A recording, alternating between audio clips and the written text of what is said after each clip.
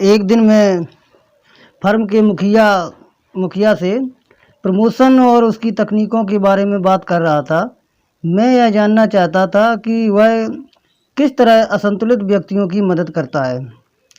उसने कहा, क्या आप जानते हैं कि लोग अगर केवल एक ही चीज़ कर लें तो उन्हें मेरी सेवाओं की कभी ज़रूरत नहीं पड़ेगी। मैंने उत्सुकता से कहा कि वह क्या? उसने कहा, सिर्फ यही कि आप अपने नकारात्मक विचारों को नष्ट कर दें, इससे पहले कि वे विचार राक्षस बन जाएं और आपको नष्ट कर दें। मैं जिन लोगों की मदद करता हूँ उनमें से ज़्यादातर लोग, उसने कहा, मानसिक आतंक की दुनिया में रहते हैं।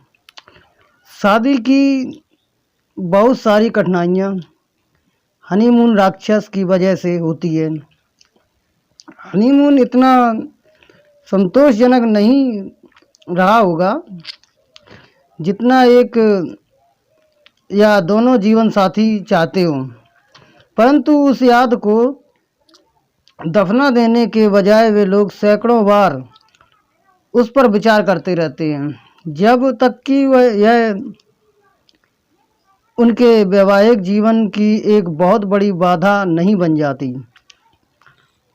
वे मेरे पास 5 या 10 साल बाद आते हैं। आमतौर पर मेरे ग्राहक यह नहीं जान पाते कि समस्या की जड़ कहाँ है। यह मेरा काम है कि मैं उनकी कठिनाइयों का विश्लेषण करूं और उन्हें यह बताऊं कि उन्होंने राई का पहाड़ बना रखा है। कोई भी व्यक्ति किसी भी अप्रिय घटना को मानसिक राक्षस बना सकता है। मेरे मनोवैज्ञानिक दोस्त ने आगे कहा, नौकरी की असफल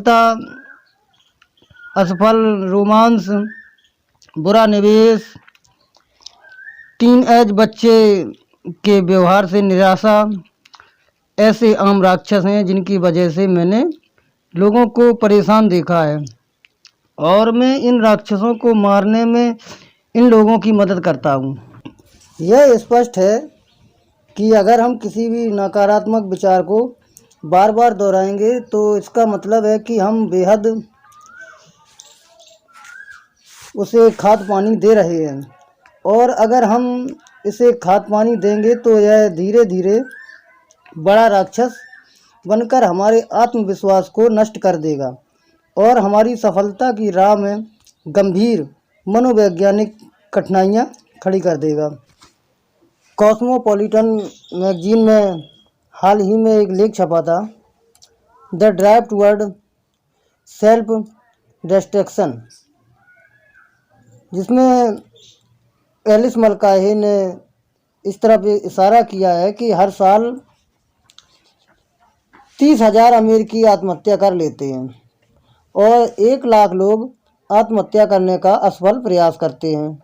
उन्होंने आगे कहा, इस बात के आश्चर्यजनक प्रमाण मिलते हैं कि लाखों करोड़ों लोग धीमे धीमे कम स्पष्ट तरीकों से खुद को मार रहे हैं। बाकी के लोग शारीरिक आत्महत्या करने के बजाय आध्यात्मिक आत्महत्या कर रहे हैं, क्योंकि वे खुद को कई तरह से अपमानित, दंडित कर रहे हैं और कुल मिलाकर अपने आप को छोटा बना रहे हैं। जिस मनोवैज्ञानिक मित्र का मैंने जिक्र किया था, उसने मुझे बताया कि किस तरह उसने अपनी एक ऐसी मरीज को रोका जो मानसिक और आध्यात्मिक आत्महत्या करने पर तुली हुई थी। उसने कहा, इस मरीज की उम्र 35 से ऊपर होगी। इसके 2 बच्चे थे। सामान्य भाषा में कहा जाए तो उसे गंभीर डिप्रेशन था। अपनी ज़िंदगी का हर अनुभव उसे दुखद अनुभव ही लगता था। उसका स्कूली जीवन, उसकी शादी, बच्चों का लालन पालन, जिन जगहों पर वह रहती है, सभी के बारे में उसकी सोच नकारात्मक थी। उसने बताया कि इसे याद नहीं है कि वह कभी सुखी भी रही हो। और चूंकि व्यक्ति अपने अतीत की कुची से ही अपने वर्तमान में रंग भरता है, इसलिए उसे वर्तमान जीवन में भी सिर्फ निराशा और अंधेरा ही नज़र आ रहा था। जब मैंने उससे पूछा कि सामने वाली तस्वीर में उसे क्या दिख रहा है, तो उसने कहा, ऐसा लगता है जैसे यहाँ आज रात तूफान आने वाला है। यह उस तस्वीर का सबसे निराशाजनक विश्लेषण था। यह तस्वीर एक बड़ी ऑयल पेंटिंग है जिसमें सूर्य आसमान में नीचे की तरफ है। चित्र बहुत चतुराई से बनाया गया और इसे सूर्योदय का दृश्य भी समझा जा सकता था और सूर्यास्त का भी। मनोवैज्ञानिक ने कहा कि लोग तस्वीर में जो देखते हैं उससे उसके व्यक्तित्व के बारे में संकेत मिलता है। ज़्यादातर लोग कहते हैं कि यह सूर्योदय का दृश्य है, जबकि मानसिक रूप से असंतुलित डिप्रेस्ड व्यक्ति हमेशा ऐसे सूर्यास्त का दृश्य बताते हैं। एक मनोवैज्ञानिक के रूप में मैं किसी व्यक्ति की याददाश्त तो नहीं बदल सकता, परंतु अगर मरीज सहयोग दे तो मैं उसे अपने अतीत को अलग तरीके से देखने का नज़रिया सिखा सकता हूँ। मैंने इस महिला को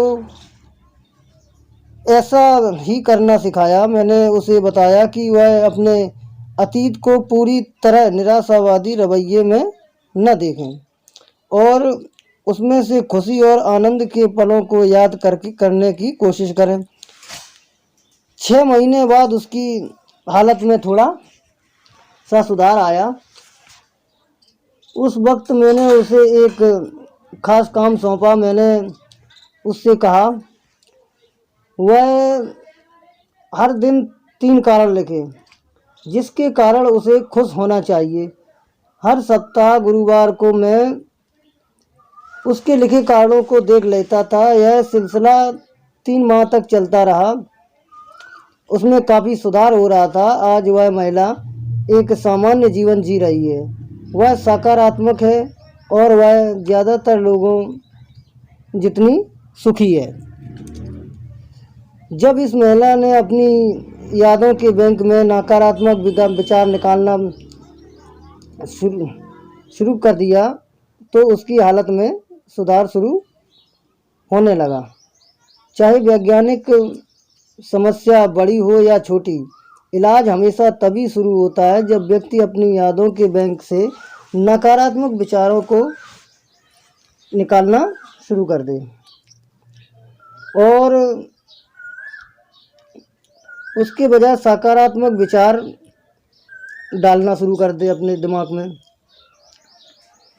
मानसिक राक्षस न बनाएं। अपनी यादों के बैंक से अप्रिय विचार निकालना बिल्कुल बंद कर दें।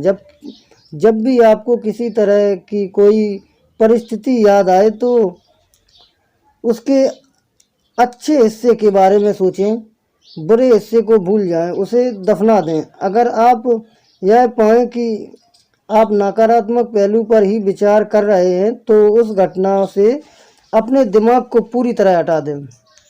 और यहाँ हम आपको एक महत्वपूर्ण और उत्साहवर्धक बात बताना चाहते हैं।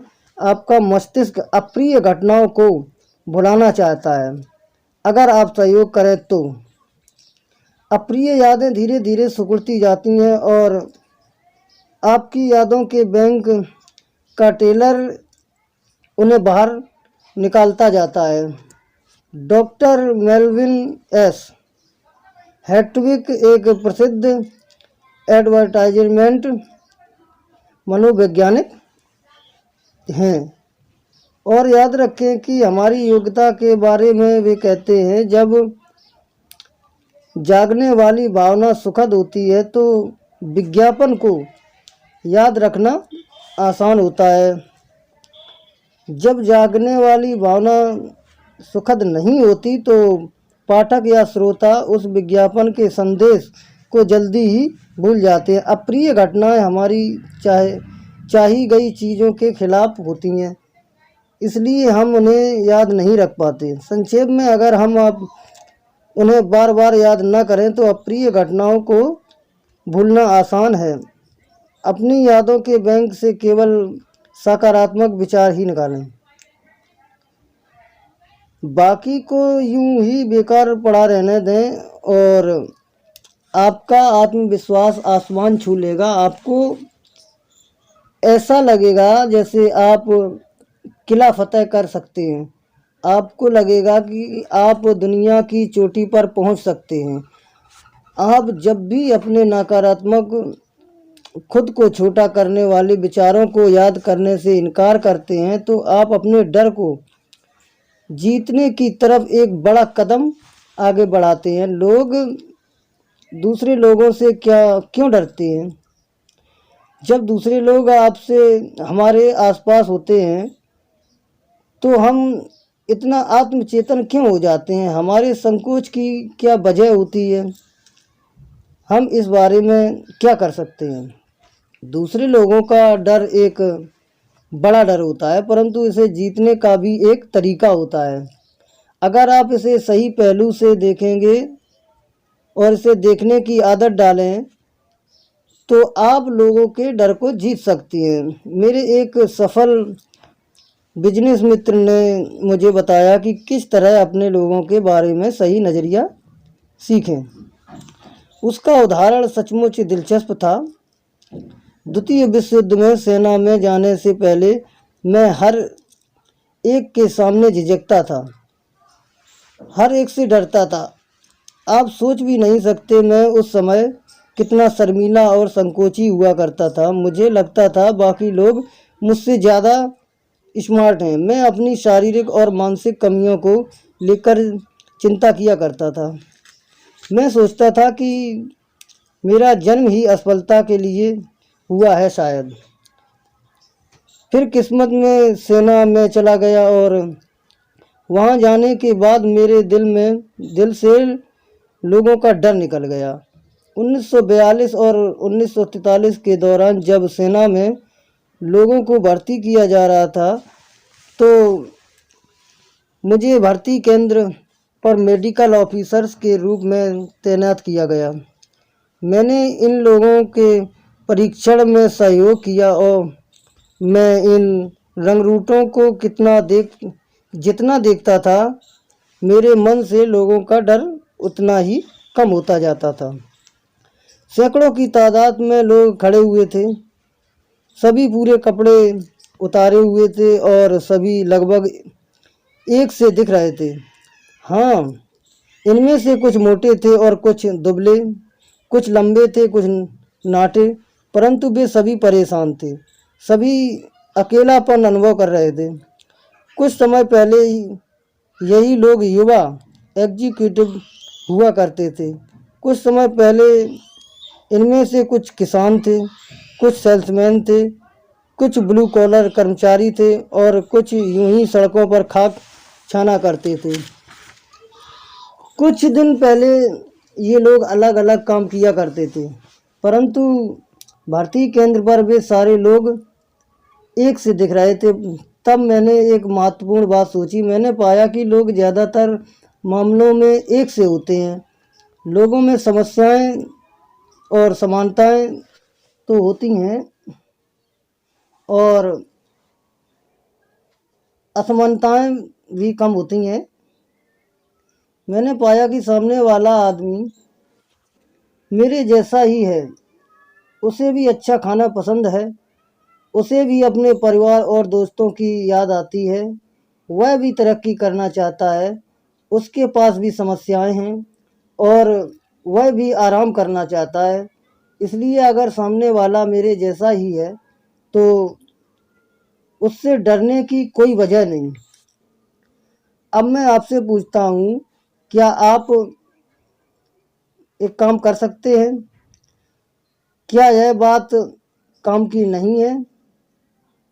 अगर सामने वाला मेरे जैसा ही है तो उससे डरने की क्या वजह है? लोगों को सही नज़रिए से देखने के दो तरीके होते हैं। सामने वाले व्यक्ति को संतुलित दृष्टि से देखें। लोगों के साथ व्यवहार करते समय इन दो बातों का ध्यान रखें। पहली बात तो यह है कि सामने वाला व्यक्ति महत्वपूर्ण है। निश्चित रूप से वह महत्वपूर्ण है। हर व्यक्ति महत्वपूर्ण होता है, परंतु यह भी याद रखें कि आप भी महत्वपूर्ण हैं। तो जब आप किसी व्यक्ति से मिलें तो ऐसा सोचें, हम दो महत्वपूर्ण लोग मिलकर किसी आपसी लाभ या रुचि के विषय पर चर्चा कर रहे हैं। कुछ महीने पहले एक बिजनेसमैन एग्जीक्यूटिव ने फ़ोन पर मुझे बताया कि उसने मेरे सुझाए गए एक युवक को नौकरी पर रखा है। आपको पता है उसने मुझे किस बात पर प्रभावित किया है? मेरे दोस्त ने कहा, कौन सी बात है? मैंने पूछा। मुझे उसका आत्मविश्वास बेहद पसंद आया। ज़्यादातर उम्मीदवार तो कमरे में घुसते समय डरे और सहमे हुए होते थे। उन्होंने मुझे उस तरह से जवाब दिया जो उसकी राय में सुनना चाहता था। एक तरीके से ज़्यादातर उम्मीदवार भिखारियों की तरह व्यवहार कर रहे थे। उन्हें आप कुछ भी दे सकते थे और उन्हें आपसे किसी खास चीज़ की उम्मीद भी नहीं थी, परंतु जी का व्यवहार इन सबसे अलग था।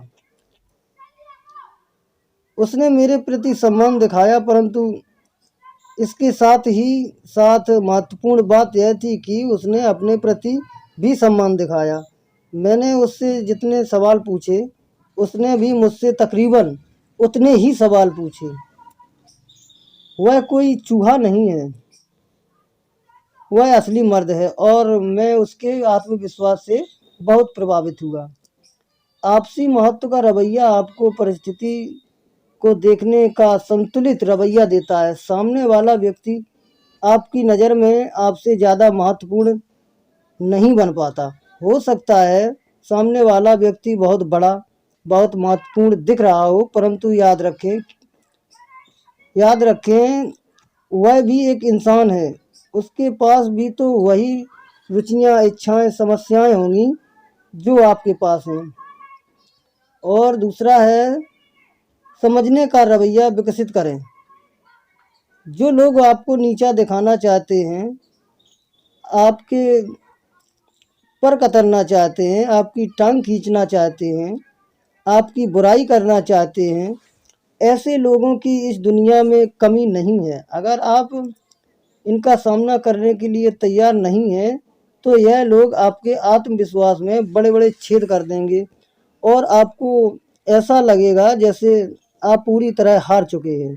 आपको ऐसे व्यस्क हमलावर के विरुद्ध ढाल चाहिए, उस हमलावर के लिए जो अपनी पूरी ताकत से आप पर चढ़ाई करने के लिए कमर कस के बैठा हुआ है। कुछ महीने पहले मेम्फिस होटल की रिजर्वेशन डेस्क पर मैंने सीखा कि इस तरह के लोगों का सामना किस तरह किया जा सकता है। शाम के 5 बजे थे और होटल में नए अतिथियों का रजिस्ट्रेशन किया जा रहा था। मेरे सामने वाले आदमी ने क्लर्क को अपना नाम बताया। क्लर्क ने कहा था मेरे सामने वाले आदमी ने क्लर्क को अपना नाम बताया और क्लर्क ने कहा, यस सर, आपके लिए एक बढ़िया सिंगल रूम बुक किया हुआ है। सिंगल? वह आदमी गुस्से में चिल्लाया। मैंने तो डबल बेडरूम का ऑर्डर दिया था। क्लर्क ने विनम्रता से जवाब दिया, मैं देख लेता हूँ सर।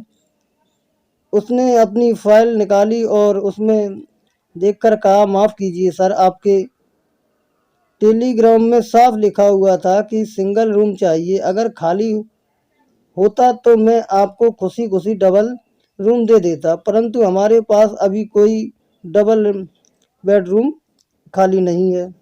क्रुद्ध ग्राहक चिल्लाया, भाड़ में जाए कि टेलीग्राम में क्या लिखा है, मुझे तो डबल बेड रूम ही चाहिए। फिर उसने इस लहजे में बात करना शुरू किया, तुम नहीं जानते मैं कौन हूँ। और उसके बाद वह यहाँ तक आ गया, मैं तुम्हें देख लूँगा, मैं तुम्हें नौकरी से निकलवा दूँगा, मैं तुम्हें यहाँ नहीं रहने दूँगा। शाब्दिक आक्रमण की इस बौछार को विनम्रता से सहन करते हुए क्लर्क ने कहा, सर माफ़ कीजिए, हमने आपके निर्देशों का पालन किया है। आखिरकार ग्राहक को अब आग बबूला हो चुका था। ग्राहक बोला, चाहे मुझे सबसे बढ़िया कमरा भी मिल जाए तो भी अब मैं इस होटल में कभी नहीं ठहरूंगा। और यह कहकर वह होटल से बाहर निकल गया। मैं डेस्क पर पहुंचा और मैं सोच रहा था कि क्लर्क इस बदतमीज भरे व्यवहार के कारण विचलित होगा, परंतु मुझे हैरत हुई जब उसने मेरा स्वागत मधुर आवाज़ में गुड इवनिंग सर कहकर किया। जब वह मेरे रजिस्ट्रेशन की कार्रवाई पूरी कर रहा था तो मैंने उससे कहा, मुझे आपका तरीका पसंद आया, आपका अपनी भावनाओं पर ज़बरदस्त नियंत्रण है। सर, क्लर्क ने कहा, मैं इस तरह के आदमी पर गुस्सा नहीं हो सकता। वह वास्तव में मुझ पर गुस्सा नहीं हो रहा था, मैं तो सिर्फ एक बलि का बकरा था। शायद उस बेचारे को अपनी पत्नी से कोई समस्या होगी या उसका बिजनेस चौपट हो रहा होगा। वह हीन भावना से ग्रसित हो रहा है और यह उसके लिए एक सुनहरा अवसर था जब वह अपनी शक्ति सिद्ध कर सके। मैं वह आदमी था जिस पर वह अपने दिल की भड़ास निकाल सकता था। क्लर्क ने बाद में यह जोड़ दिया, अंदर से शायद वो बहुत ही भला आदमी हो, ज़्यादातर लोग भले ही होते हैं। लिफ्ट की तरफ बढ़ते समय मैं उसके शब्दों को दोहराता रहा, अंदर से शायद वह बहुत भला आदमी होगा, ज़्यादातर लोग होते हैं, ऐसा उसने सोचा। जब भी कोई आक्रमण करे, आपके ऊपर कोई आक्रमण करे, तो आप इन दो वाक्यों को याद रख लें। अपने गुस्से पर काबू रखें। इस तरह की परिस्थितियों में जीतने का यही एक तरीका होता है कि सामने वाले को अपने दिल की भड़ास निकाल लेने दें और फिर इस घटना को भुला दें।